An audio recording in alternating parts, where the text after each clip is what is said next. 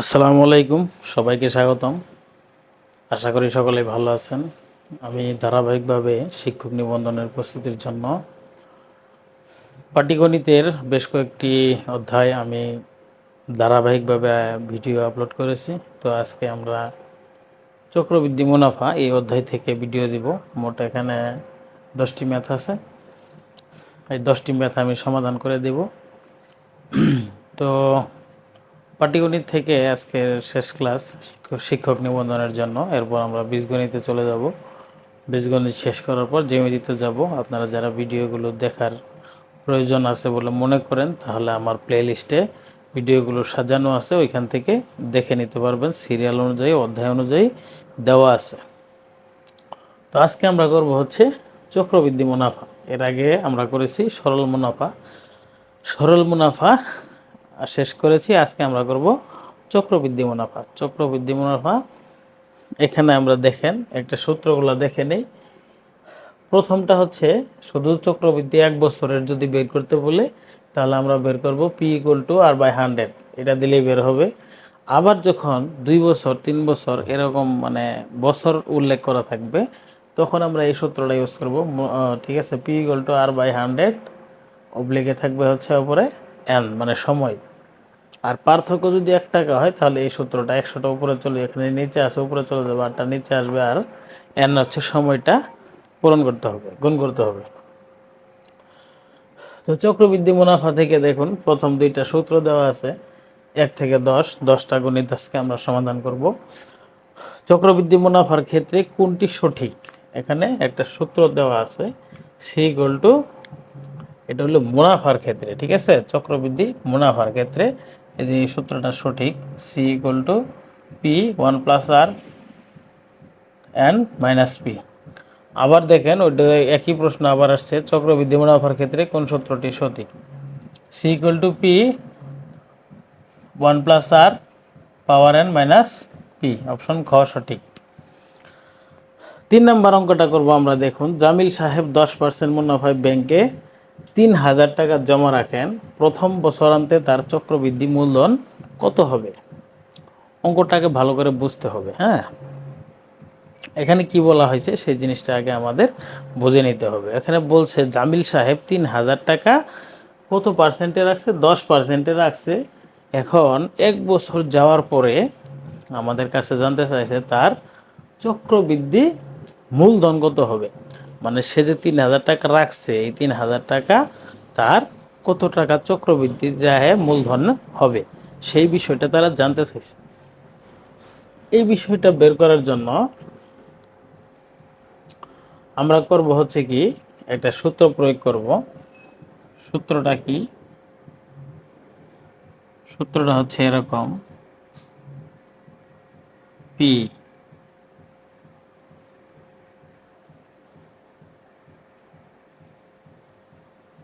Equal to percent কত? 10%, মানে কত? উপরে 110, নিচে 100, ঠিক আছে? P equal to rate. এই যে প্রথম যে সূত্রটা আছে, আমাদের 1 বছরের যদি বের করতে যাই, আমরা এই সূত্রটা এখানে ব্যবহার করব, ঠিক আছে?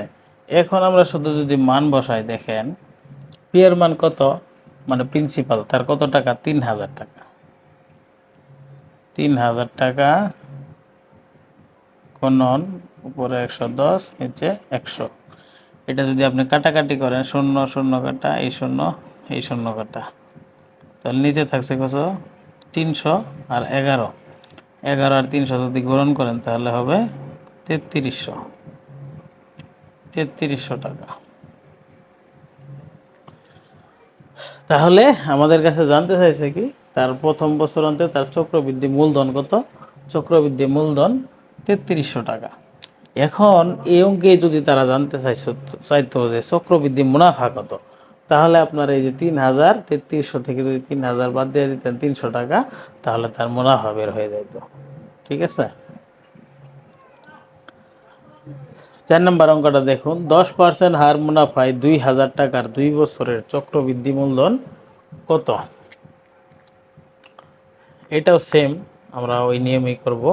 কিন্তু এখানে একটু এই যে 2 নম্বর সূত্রটা দিতে হবে, r/100 আর হচ্ছে উপরে থাকবে হচ্ছে n। মানে কি, এই যে সময় যখন 1 বছরের বেশি অধিক দিবে, 2 বছর 3 বছর 4 বছর, তখন আমরা nটা যোগ করে দিব এখানে। তাহলে দেখুন 4 নম্বর অঙ্ক করতেছি, 2000 প্রিন্সিপাল কত, তার 2000 টাকা, গুণন রেট কত, 10% মুনাফা মানে 110, নিচে হচ্ছে 100। এটা কয় বছর? এইটা দেখেন, প্রথমটা 1 বছর ছিল, আমরা কিছু দিছি না, এটা 2 বছর। তার মানে কি, এটা আমাদের দুইবার লিখতে হবে, 110 100। এখন বলতে পারেন এটা দুইবার কেন লিখলেন? দুইবার লেখার উদ্দেশ্য হচ্ছে, দেখেন প্রথমটা দিয়ে তার 1 বছরের হিসাব বের হবে, আরেকবার যখন লিখবো 2 বছরের বের হবে, আবার যদি লিখি তাহলে 3 বছরের বের হবে। এইভাবে যে কয় বছর দেওয়া থাকবে আমরা সেই কয় বছর লিখে ফেলব। এখন শুধু কাটাকাটি করব, দেখুন 0 0 কাটা, 0 0 কাটা, 1 0 2 0, একটা দুইটা, ঠিক আছে। এখন থাকছে কত এখানে, 20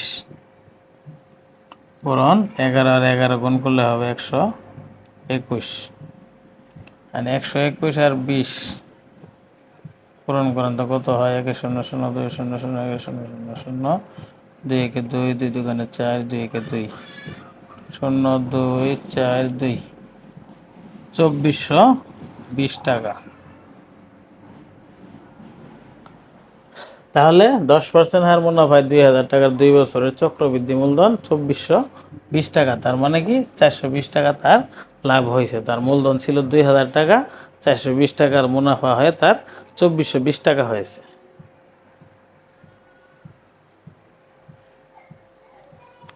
5 নম্বর অঙ্কটা দেখুন, বার্ষিক 10% মুনাফায় 8000 টাকার 3 বছরের চক্রবৃদ্ধি মূলধন কত? ওই সেম নিয়মেই আমরা করব। চক্রবৃদ্ধি মূলধন P = R/100। এখন যেই কয় বছর দেওয়া আছে, তাইলে দেখেন এখানে হচ্ছে n সমান 5 নম্বর অঙ্কটা আমরা করতেছি, প্রিন্সিপাল কত, 8000 টাকা, রেট কত তার, 8000 টাকা রেট হচ্ছে 10% মানে 110, নিচে 100, কয় বছর, 3 বছরের চক্রবৃদ্ধি। তাহলে এটা আমাদের 3 বার লিখতে হবে, 110 100 110 100, ঠিক আছে। এখন কাটাকাটি করবো, এই 0 0 কাটা, এই 0 0 কাটা, এই 0 0 কাটা, 1 2 3, 3টা 0, 1 2 3, 3টা 0 কাটছি। এখানে অবশিষ্ট আছে 8, তারপর আছে কত, 11 11 11, 11 আর 11 গুণ করলে হবে 121, এখানে আছে আরেকটা 11।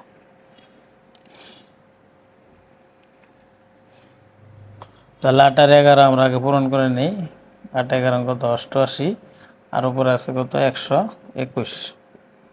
এটা ফোন করলে 8 থেকে 8, 8 দোকানে 16 6, 8 দোকানে 16 6, হাতের 1, 8 থেকে 8 আর 1 9 0, 8 থেকে 8, 8 দোকানে 16 6, হাতের 1, 8 থেকে 8 9 8, 6 আর 8 14 4, হাতের 1 7 আর 9 16 6, হাতের 1 10, 10,648। তাহলে দেখুন বার্ষিক 10% মুনাফায় 8000 টাকার 3 বছরের চক্রবৃদ্ধি মূল্য হচ্ছে 10,668 টাকা। অপশন ক সঠিক। একদম ইজি। আপনারা যদি সূত্রটা প্রয়োগ করেন, অ্যাপ্লাই করতে পারেন, তাহলে অঙ্ক কিন্তু ঝট করেই হয়ে যাবে। সূত্রটা লিখলাম, 8000 মূলধন প্রিন্সিপাল, রেট হচ্ছে 110%, আর হচ্ছে সূত্রর পূরণ, এটা 1 বছর 2 বছর 3 বছর, রেট 10%, এর জন্য 110, 3 বছরের 3টা লিখলাম, লেখার পর কাটাকাটি করে আমাদের 10,648 টাকা আসছে।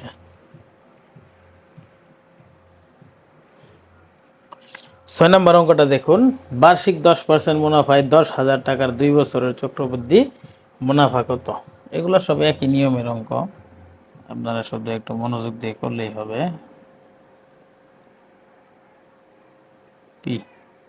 প্রিন্সিপাল কত, 10,000, পূরণ রেট কত, 6 নম্বর অঙ্কে 10% রেট 110, নিচে 100, বছর কত, 2 বছর, তার মানে এটা আমরা দুইবার লিখব। তাহলে 10,000 গুণন শূন্য শূন্য কাটা, শূন্য শূন্য কাটা, 1 শূন্য 2 শূন্য, একটা দুইটা। তাহলে এনে থাকলো কত? এনে থাকলো হচ্ছে 100।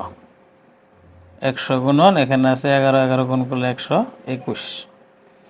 তাহলে 121 আর 100 গুণ করবো, 121, 100, 1 শূন্য শূন্য 2 শূন্য শূন্য 1 শূন্য শূন্য শূন্য শূন্য 1 শূন্য শূন্য 2 শূন্য শূন্য 1 শূন্য শূন্য শূন্য শূন্য 1 1 1 2 1 2 1 1 1, 12,100। এখানে হয়েছে কত? 12,100। আমাদের অঙ্কে কি জানতে চাইছে দেখেন তো, 6 নম্বরে বার্ষিক 10% মুনাফায় 10,000 টাকার 2 বছরের চক্রবৃদ্ধি মুনাফা কত? তাহলে দেখুন এটা হচ্ছে আমাদের সুদাসল, মানে এখানে আসল আছে সুদও আসে। এখান থেকে যদি আমি আসলটা বিয়োগ করে দেই, আসল কত আমাদের? 10,000 টাকা। 10,000 যদি বিয়োগ করে তাহলে কত হবে? 2,100 টাকা। ঠিক আছে, তাহলে আমাদের মুনাফা কত? অপশন খ সঠিক, 2,100 টাকা।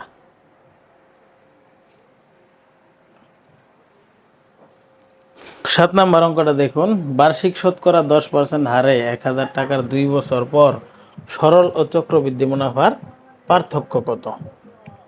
ঠিক আছে, এখানে দেখুন পার্থক্য, সরল ও চক্রবৃদ্ধি মুনাফার পার্থক্য কত, এই বিষয়ে তারা জানতে চাইছে। মুনাফার পার্থক্যের ক্ষেত্রে আমরা কিভাবে করব দেখুন, শতকরা বার্ষিক শতকরা 10% হার, এই সূত্রটাই আমরা ইউজ করব। আর বাই 100 আর হচ্ছে সময়। তাহলে প্রিন্সিপাল কত? বার্ষিক 1,000 টাকা, রেট কত? 10%, 110, নিচে 100, 2 বছর পর, 2 বছরেরটা তারা জানতে চাইছে, এই কারণে আমরা 2 বছর দিলাম। এখন দেখুন কাটাকাটি করব, 1 শূন্য 2 শূন্য, একটা দুইটা,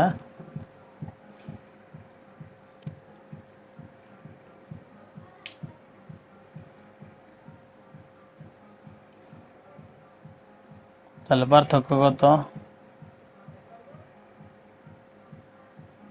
11, 11 কেটে দেন, এখানে থাকছে 10 টাকা। তাহলে পার্থক্য কত? অপশন ক সঠিক। দেখুন বার্ষিক শতকরা 10% হারে এই সূত্রটা অ্যাপ্লাই করলে আমাদের এই যে 10 টাকা আসছে পার্থক্য। হ্যাঁ, অপশন ক সঠিক।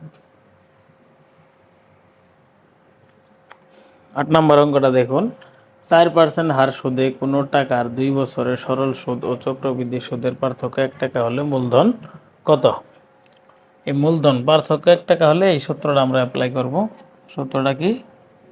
100 ভাগ আর, মানে রেট, আর হচ্ছে সময়। তাহলে কত হচ্ছে? 100 বাই রেট কত? 4, 2 বছর, এখানে বছর কত? 2। তাহলে এটা যদি আপনি স্কোয়ার করেন হবে কত? স্কোয়ার কত করলে হবে? 100কে যদি স্কোয়ার করলেন তাহলে হবে 10,000, আর 4কে যদি স্কোয়ার করেন,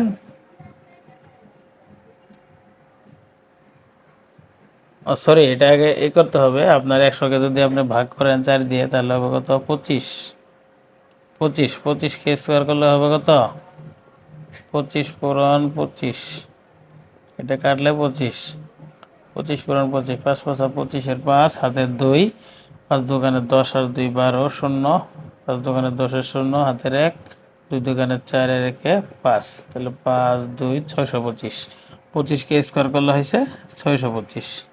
এটাই হচ্ছে অঙ্কের উত্তর। 4% হার সুদে কোনো টাকার 2 বছরের সুদ ও চক্রবৃদ্ধি সুদের পার্থক্য 1 টাকা হলো মূলধন 625 টাকা। অপশন ক সঠিক। 9 নম্বর অঙ্কটা দেখুন, বার্ষিক শতকরা 5% হারে 5,000 টাকার 2 বছর পর সরল ও চক্রবৃদ্ধি মুনাফার পার্থক্য কত টাকা? 9 নম্বর অঙ্কটা দেখুন, সরল ও মুনাফার পার্থক্য, এটা এই সূত্রটাই আমরা অ্যাপ্লাই করব। আর বাই 100 এখন আমরা 9 নম্বর অঙ্কটাতে আছি। এটা আমরা এই সূত্র হচ্ছে এটা মুনাফার পার্থক্য। ঠিক আছে, এটা আমরা আগে দেখুন অঙ্কর মানটা বসায় নিচ্ছি। প্রিন্সিপাল কত 5000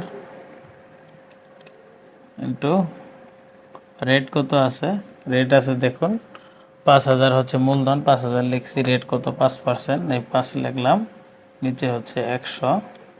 এটা সূত্রের এন আছে, এন সময় কত 2, এই যে 2 বছর, এটা আগে আমরা লিখে নিলাম।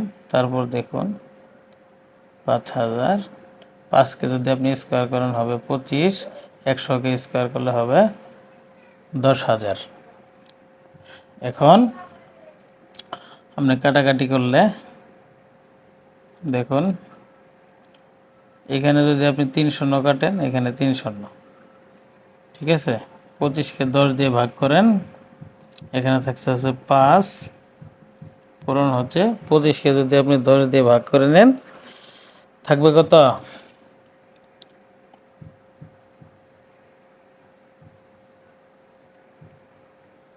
2.5। তাহলে আমাদের উত্তর কত আসবে, এটা যদি ভাগ করেন পূরণ করেন 12.5। ঠিক আছে, 25কে যদি আপনি 10 দিয়ে ভাগ করেন, 10 দোকানে 20, এখানে থাকলো 5, 0.5 2.5। এই যে 25টা আছে কাটাকাটির পর এখানে 25 আছে, এখানে 10 আছে, এটা যদি 10 দিয়ে ভাগ করেন তাহলে 2.5, এবং এই 5কে যদি আপনি 2.5 দিয়ে পূরণ করেন, 2.5 পূরণ 5,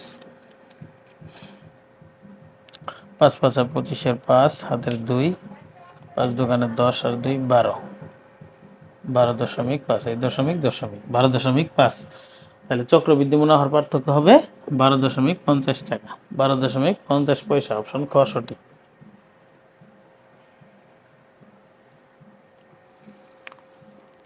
10 নম্বর অঙ্কটা দেখুন, বার্ষিক শতকরা 15% হারে 10,000 টাকার 2 বছরের চক্রবৃদ্ধি মুনাফা কত। ঠিক আছে, এটা আমরা এখন বের করব। এটা কোন সূত্র, রেট, রেট কত R/100, এখানে হচ্ছে এন, প্রিন্সিপাল কত 10,000, পূরণ রেট কত 15, 115, নিচে হচ্ছে 100, কয় বছর 2 বছর, 115/100।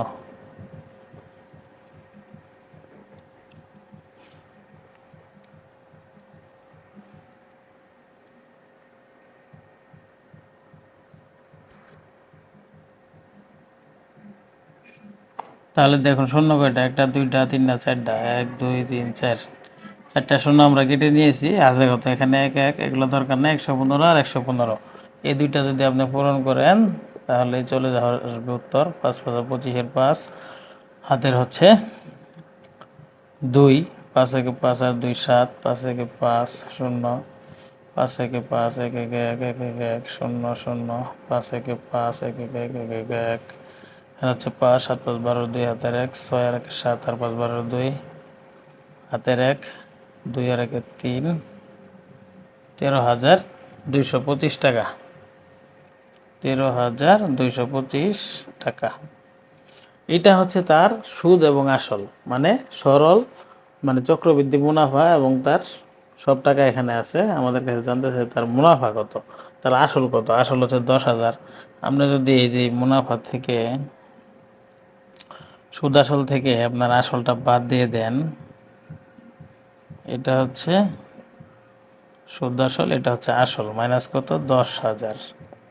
আসল তার 10,000, 10,000 বাদ দিয়ে দিলাম, তাহলে কত থাকে 3225 টাকা। অপশন ক সঠিক।